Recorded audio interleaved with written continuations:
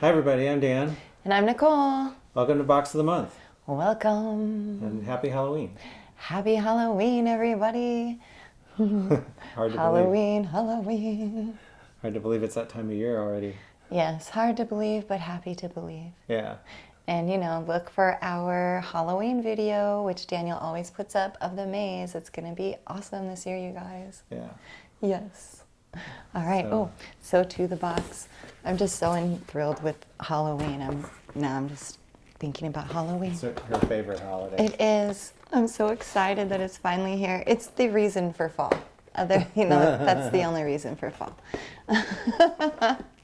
In my opinion. Okay, so it looks like we have a lot of Genesis in here. Okay. And so we're just going to start with this one. Okay. It's looking like this might be a boxcar box. It's looking like a boxcar box. I was just going to rummage through the first couple of layers. Okay. Check it out. And see what's up. Okay, yeah, so yeah, yes, this is some vintage Athearn Genesis here with the yellow boxes. Ooh. Because I can get the lid off. There we go. Vintage lids too, you guys. So this is a Great Northern boxcar. Maybe a little bit of a stretch for my 90s or a Donner layout, but still cool. Do those doors open? Or No. No. Okay. But it looks cool. It looks very cool. And it's got Rocky the goat on it. That is very cute. So. I like the color too.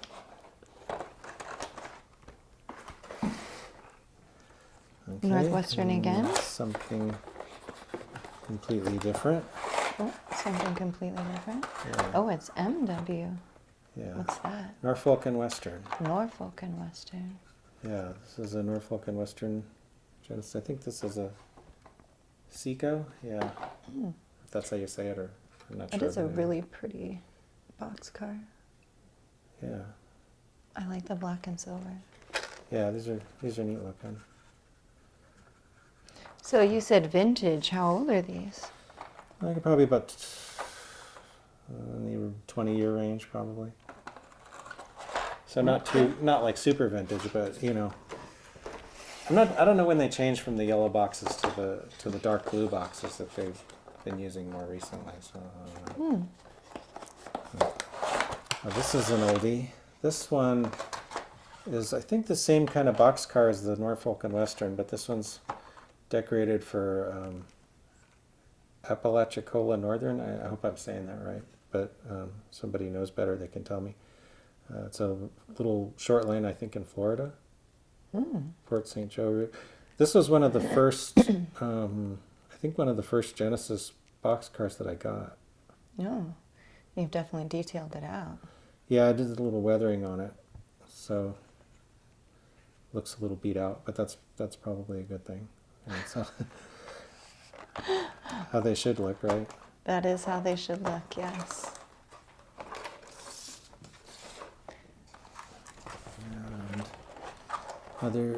Oh no, this is a ready to roll. Okay, so different. Still Athearn, but ready to roll, not Genesis. Oh, okay.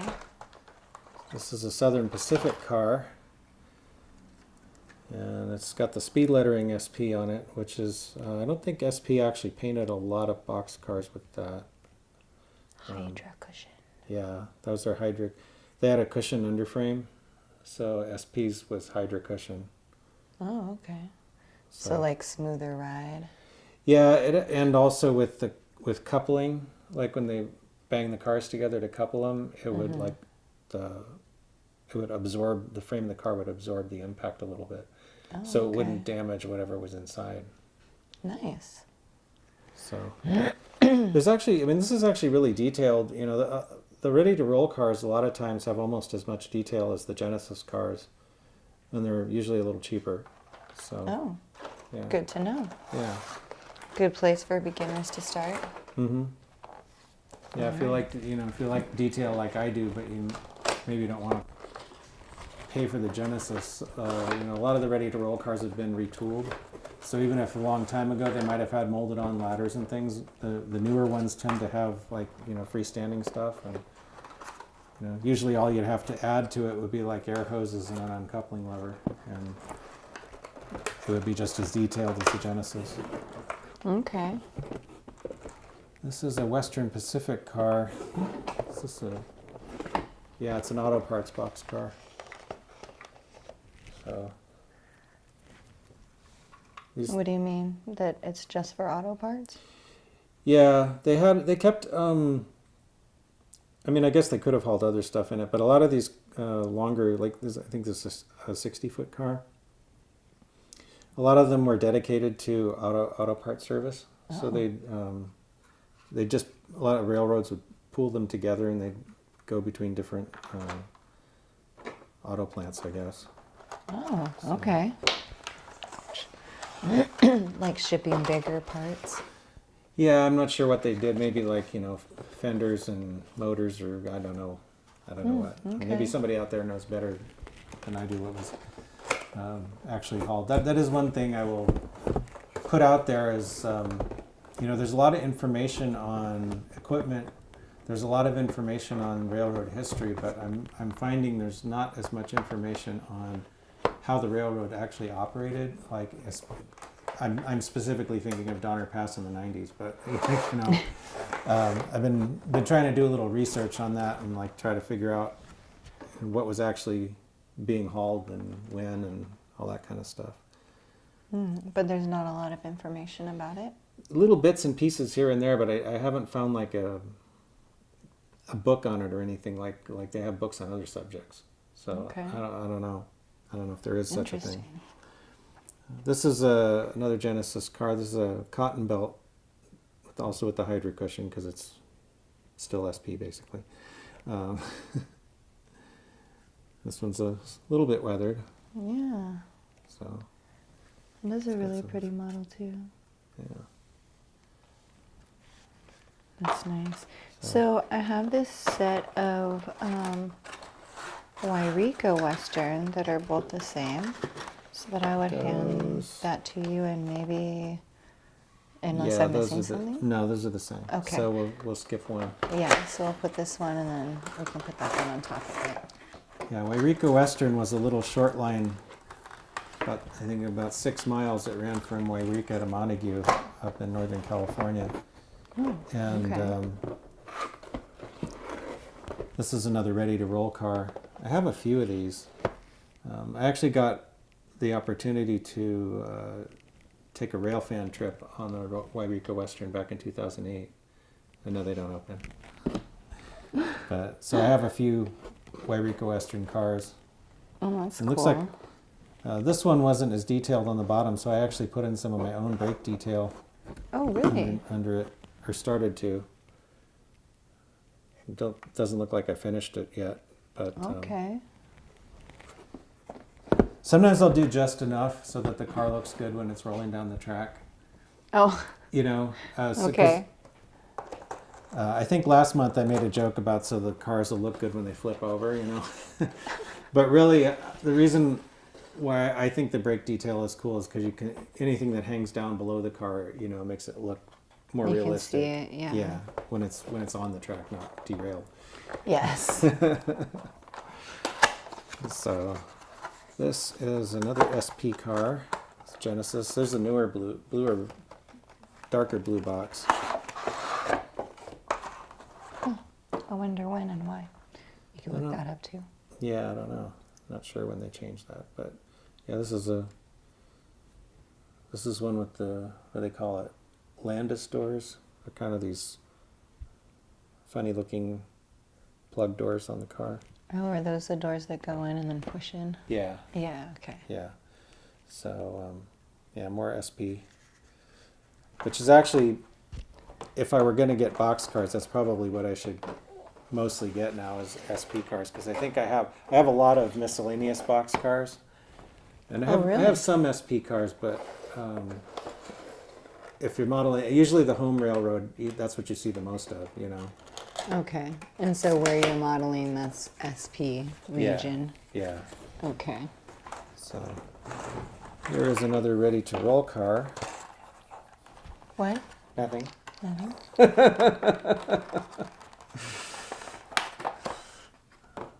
This is a Western Pacific. Whoops. Western Pacific car that's also somewhat weathered. Now, when you say somewhat weathered, does that mean that you still think you need to go back and do some stuff, or what do you? Well, I should say lightly weathered. It's not like super heavily weathered, but I like to weather in stages and do a little bit at a time, because it's really easy to overdo it and make the car look really bad because it's like too grungy. Okay. So I kind of prefer to, do a little and then maybe do more, or if you're not working from a photo, working from photos is of course best, but sometimes real cars aren't as dirty as you think they are. I mean, at least in terms of like we're trying to reproduce the effect in model form. It's not always a matter of like just slopping rust colored something on it. Okay. So. This is an interesting one. Oh, okay. This is another ready to roll. This is a McCloud River boxcar. That is very cool. That's the first time I've seen one that looks quite like that. Yeah, McCloud River was another short line up in Northern California that ran from Shasta City out through McCloud, and then it used to run all the way to the what's now the BNSF Inside Gateway line, the former WP. That kind of parallels the SP line goes to Oregon, kind of through. This is basically where Highway 5 is. Right. And then the Western Pacific line, which is now BNSF, went through further east. Oh, okay. So this line actually kind of bridged the two at one point, but then it got cut back. And I was on one of the last excursions on this line too in 2008. Oh. So I actually did, because the Yreka Western and the McCloud aren't that far apart. So it was like a weekend trip, and one day we did one and the other day we did the other. Oh, nice. So it was really cool, because I don't think there was much of anything happening after that in terms of excursions on those lines. So, and they were both steam trains. Oh, that's so sad. Yeah. Gosh. The McCloud steam engine is now up on the Oregon Coast Scenic Railway. I think. Okay. The one that runs out of Garibaldi. We've seen that one. Yeah, we have. Yeah. Yeah. So. I want to one day take the, when we take that trip again, one day I would like to sit up in the front and pay that, because there's 2 spots in the front where you could sit in there and you could watch the people work and stuff. And I just think that would be really cool. Yeah. And I think we should do that.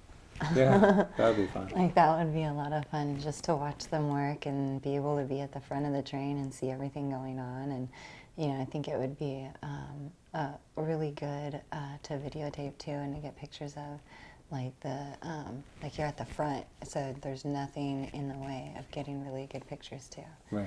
So yeah, I think that would be a lot of fun. Oh, sorry. That's okay. Another ready to roll. This. Yeah, we have a lot of. I think the rest are the ready to roll. Are they? Okay. Yes.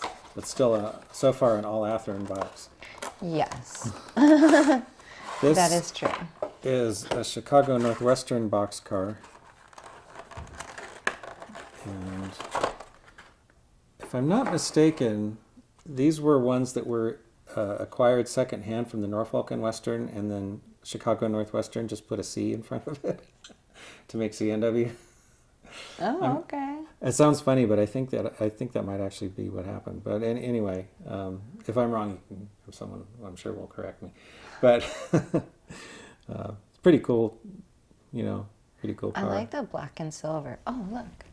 Yeah, it's very It's similar very to that other similar to that. Norfolk and Western car that we saw a little bit ago. And that's without the C. Yeah, without the C. Yeah. So. That's funny. All right, so these looked kind of like vintagey to me, so I kept them out to the end. Okay. This is another ready to roll. This is a Denver and Rio Grande car. This is one that I actually did a lot of work on. This was a ready to roll car that I modify it a lot with, I put a photo etched roof walk, photo etched end platforms and coupling levers. Didn't do too much to the bottom, it looks like, but you can't see much on the bottom because this car has kind of deep sills. And then I weathered it. This one was actually modeled from a photograph that, if the date from the photo was right, it was 1993, and it still had its roof walk, which I was kind of surprised about because most of them were gone by then. But I modeled it with it, still there. So, this was kind of a cheaper model, but I think it came out pretty good, and it holds its own against the more detailed cars. I would not have known it was a cheaper model, but that's probably because of all the work you did on it to make it look, Yeah, that one was actually better. I modeled that from a photo, so that's why it looks like that. There you go. This one is the city of Prineville, which is a little short line of Oregon, which I think is still there. I don't know that I've ever actually rail fanned. I don't think so. We've been near the area, but not. We have been near the area. When we were out chasing the 4449. Right. We were out in that area, yeah. Yeah. So this one is a little bit heavily weathered. But yeah, it's look good in a train. I did some work on the underside of this one too. Oh, nice. Some of my makeshift brake details. That you're making just out of metal? Yeah, some little bits of wire and little bits of plastic that I cut. Okay. Sometimes just on the underside of a car, just the suggestion of some detail is enough to carry it. Okay. Another Oregon car. This one is Port of Tillamook Bay, which is where the best cheese comes from. Yeah, this one's not weathered at all, but wow, that is really bright yellow. It's very bright yellow. Yeah, probably should be weathered a little. Right. Yeah. It looks like they took the cheese color and decided that was going to be the color. Yeah. More unfinished brake work on the bottom. I did a lot of that to these ready-to-roll cars because some of them are pretty rudimentary underneath, and just a little bit of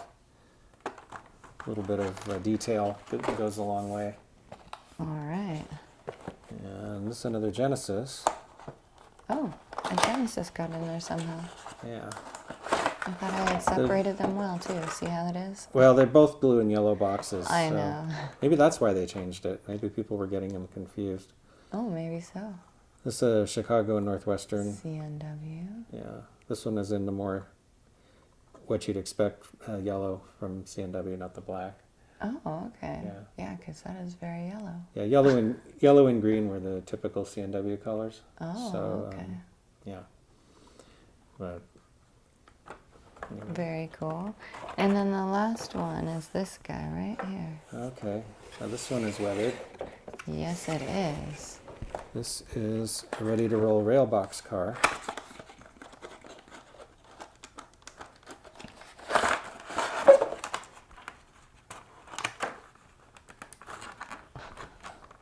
That I can't get out of the box. There it goes. Okay. Yay! Yeah, this one's very weathered. Yes, Lots it of is. little rust spots and streaks and all kinds of stuff. So. The top is even weathered really a lot too. Yeah. Yeah. So. I would expect to see that sitting out on one of the sidelines. Yeah. Just rusting on its own, like not being used, which I've seen plenty of, all over the place. Yeah. They just have these different trains just sitting there, stacked, waiting to be used. Yeah. Yeah. But yeah, I like them when they look all kind of a little bit beat up, Yes. because it makes them look more real and less like, toys. Yes. That is nice. Yeah. Well, that is all. You made it through all of them. Okay, so that was the Boxcar box. The boxcar box. Yeah. What was last month's? It was all one thing. All too. gondolas. It was all gondolas. This is all boxcars. So they're actually somewhat organized. Yeah, some of them. At least we're finding some that are somewhat organized. Yeah, instead of the hodgepodge or whatever that some of the boxes end up having in them. Those are so much fun, though. You They get are a little fun. bit of everything. Yeah. Yeah. So anyway, I Yeah. guess we've gotten through another one. We have. And, you know, if you guys celebrate Halloween, happy Halloween. Yeah, happy Halloween. Hope you guys had a great Halloween or have a great Halloween, because Yeah. it's not quite here. Although I'm running ragged through the maze, you guys, so Halloween is all October for me. Yeah, I hope you guys have a great, safe Halloween. Yeah.